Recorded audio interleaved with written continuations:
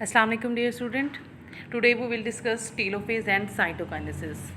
बच्चे हमने कैरियोकाइनेसिस के फेज़ स्टार्ट किए हुए थे।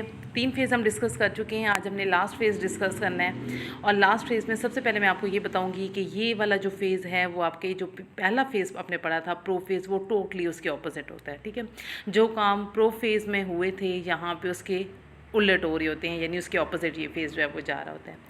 अब इसमें क्या होता है कि nuclear envelope form around each set of chromosome. अगर आप पिछले को थोड़ा सा रिमाइंड करो तो उसमें तो आपने यही पढ़ा था ना कि यहाँ पे देखें कि वो जो न्यूक्लियर एनवेलप था, न्यूक्लियर मेम्ब्रेन थी, वो तो टूट जाती है और सारा मटेरियल बाहर आ जाता है। ठीक है, फिर आपने लेकिन यहाँ पे क्या होता है, 2 सेट बन जाते हैं। चूँकि ये एक सेल डिवाइड होने जा रहा है तो पहले न्यूक्लियस 2 में डिवाइड होगा तभी सेल डिवाइड होगा ना। यहाँ पे 2 न्यूक्लियस बनने जा रहे हैं तो ये वो वाला फेज़ है जहाँ पे हर जो सेट है क्रोमोसोम का उसके इर्द गिर्द न्यूक्लियर मेम्ब्रेन बनने जा रही है। लेकिन वहाँ पे क्या हुआ था, न्यूक्लियर मेम्ब्रेन जो है वो टूट गई थी। ठीक है, उसमें हमने ये पढ़ा था कि हमारे पास जो क्रोमेटिन है, वो जो थ्रेड लाइक स्ट्रक्चर हैं, वो कंडेंस होकर क्रोमोसोम बना रहे थे।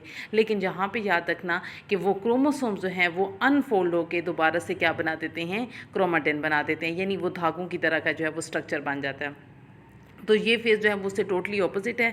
ठीक है, जैसा कि मैंने ऊपर डायग्राम में आपको बताया कि एनाफेज़ हमने कल पढ़ा था। एनाफेज़ में सेपरेशन होती है, वो जो क्रोमोसोम से उनके सिस्टर क्रोमेटिड सेपरेट हुए। ठीक है, तो दोनों साइड्स पे सेट ऑफ क्रोमोसोम्स जो हैं वो मूव कर रहे हैं, लेकिन हर एक साइड पे देखें जो क्रोमोसोम्स का नंबर है वो सेम है। क्योंकि हमने स्टार्ट में डेफिनेशन ही यही पढ़ी थी कि माइटोसिस एक ऐसी टाइप ऑफ डिवीजन है जिसमें number of chromosomes daughter cell में सेम होते हैं जैसे पेरेंट सेल में। तो सिर्फ ये है कि इसमें सिस्टर क्रोमेटिड्स जो हैं वो सेपरेट हुए हैं, वो ही 4 क्रोमोसोम एक साइड पे गए, 4 क्रोमोसोम दूसरी साइड पे गए, तो वो डॉटर सेल में नंबर ऑफ क्रोमोसोम सेम रहेगा। ठीक है, तो टेलोफेज टोटली ऑपोजिट फेज था जिसमें ऑपोजिट प्रोफेज है। प्रोफेज में न्यूक्लियर मेम्ब्रेन टूट जाती है, यहाँ पे न्यूक्लियर मेम्ब्रेन बनती है, वहाँ पे क्रोमोसोम्स जो हैं वो बन जाते हैं क्रोमेटिन से। यहाँ पे क्रोमोसोम्स दोबारा क्रोमेटिन बना देते हैं।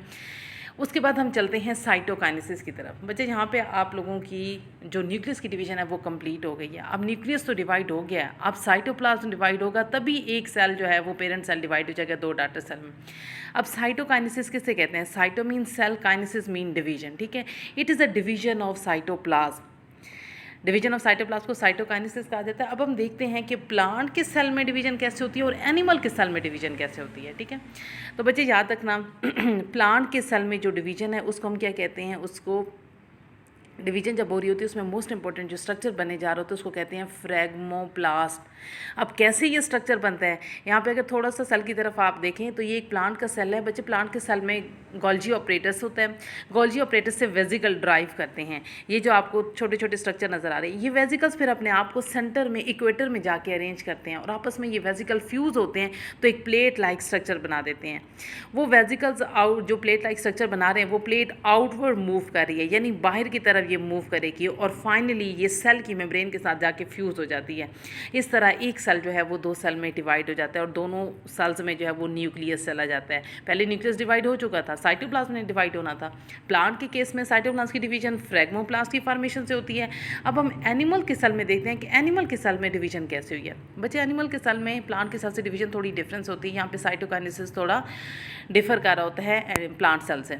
अब यहाँ पे देखें एक क्लीवेज फरो बनती है। अब फरो किसे कहते हैं? किसी भी डिप्रेशन को, डीप जगह को जो अंदर की तरफ, अब यहाँ पे आपको ये मेम्ब्रेन अंदर की तरफ पिंच होती हुई नज़र आ रही है, यानी ये अंदर की तरफ ये इनवर्ड इसकी मूवमेंट नज़र आ रही है, तो इसको कहते हैं फरो। ये फरो यहाँ पे बनती है, यानी फरो की फॉर्मेशन होती है। अब फरो के पास क्या मौजूद होते हैं, यहाँ पे आपको एक रिंग ऑफ माइक्रोफिलामेंट नज़र आ रही है, ये ब्लैक कलर के। ठीक है, वो माइक्रोफिलामेंट जब कॉन्ट्रैक्ट करते हैं ना, यानी जितना वो सिकुड़ेंगे ना तो वो मेम्ब्रेन को अंदर की तरफ उतना ही खींचेंगे, वो फरो और डीप होती चली जाएगी और फाइनली ये फरो जो है ना, ये दोनों मेम्ब्रेन जब आपस में फ्यूज़ करती हैं तो एक पेरेंट सेल जो है वो 2 डॉटर सेल में डिवाइड हो जाता है। तो यूँ एमसीक्यूज अक्सर पूछा जा जाता है कि एनिमल सेल्स में जो है वो साइटोप्लाज्म की डिवीजन कैसे होती है, तो क्लीवेज फरो के जरिए होती है, और प्लांट सेल में कैसे होती है, फ्रेगमोप्लास्ट की फॉर्मेशन। तो यूँ आप फ्रेगमोप्लास्ट को यूँ भी याद कर सकते हैं कि फ्रेगमोप्लास्ट भी पी से स्टार्ट हो रहा है, प्लांट भी पी से ही है, तो प्लांट के अंदर फ्रेगमोप्लास्ट की फॉर्मेशन होती है और एक जो पेरेंट सेल है वो 2 डॉटर सेल में डिवाइड हो जाता है और एनिमल सेल में क्लीवेज फरो जो है वो बन जाता है। तो बच्चे ये था आज का हमारा टॉपिक। नेक्स्ट इंशाल्लाह हम आगे डिस्कस करेंगे।